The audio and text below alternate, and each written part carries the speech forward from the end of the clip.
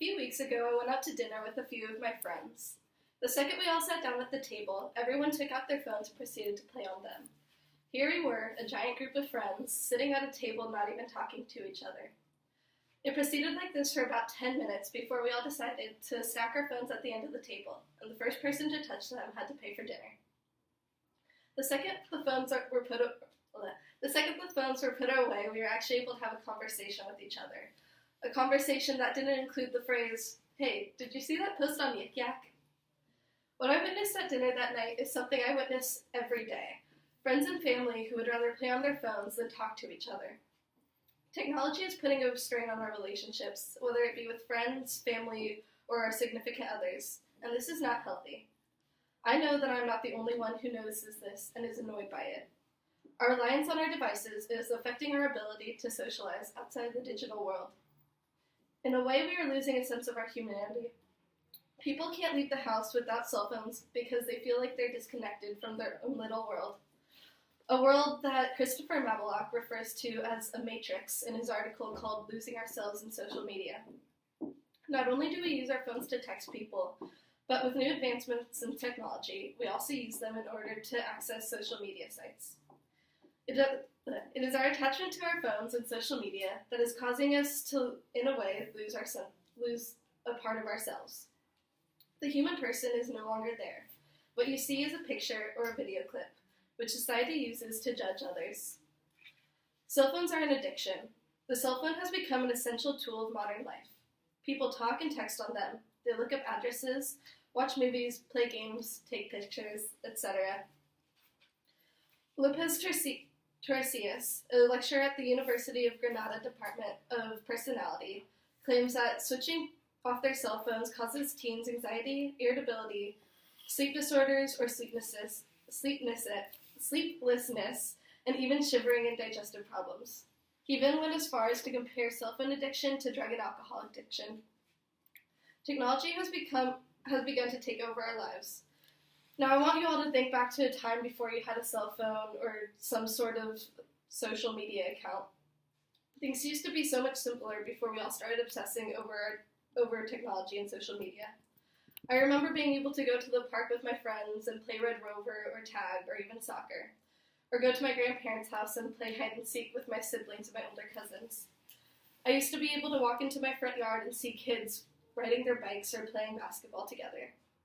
We enjoyed the simpler things, just getting to spend time with each other and enjoy each other's company.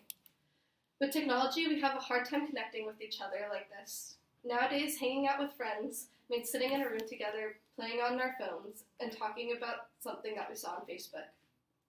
In a survey done by Amanda Lenhart, Rich Ling, Scott Campbell, and Kristen Purcell in 2010, it was found that 54% of all teens more frequently text their friends in order to communicate with them, while only 33% of all teens communicate more frequently with face-to-face interaction. Now, this is a survey that was done 4 years ago. Since then, technology and social media have become much more advanced, which means that the percentage of teenagers who would rather text their friends has most likely increased. This is not to say that all technology and social media are bad. Technology is a very useful thing, and I'd be lying if I said that it didn't help me a lot. For one, it makes it easier to communicate with each other. Most of my friends from high school moved out of state for their college, and if I didn't have my phone, there'd be no way for me it'd be very difficult for me to stay connected to them. It also helps get work done a lot faster, whether it be doing research, typing something up, or even filming a video. And finally, it adds a level of comfort for our parents and for ourselves. I recently read an article by Chad Killebrew, a father who is trying to decide whether or not to get a phone for his son. In the article, he tells a story about how when his son went to soccer camp, his wife let the son borrow her phone. And he states, "Having a cell phone certainly provides a measure of insurance and comfort when loved ones are away. Cell phones are a really good thing to have in case of an emergency. You can call your parents, the cops. There's a lot of different options to use your phone in an emergency." Technology is an extremely good thing to have in our lives, but it does have negative effects, and we have to keep that in mind. We need to learn to use technology in moderation.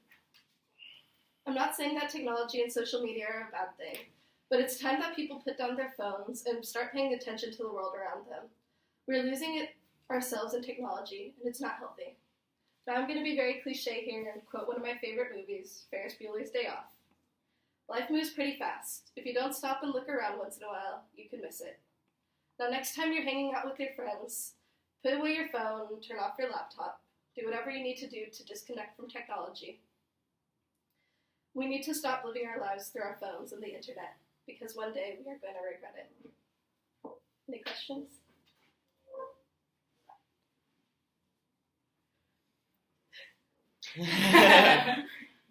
So, what do you think the number one reason people have phones? What do you think? I think that if you ask someone, they'd say that it was good in case of an emergency, but I also feel like it just becomes more popular as more people start to have them, and that is why the amount of people who own them is starting to increase.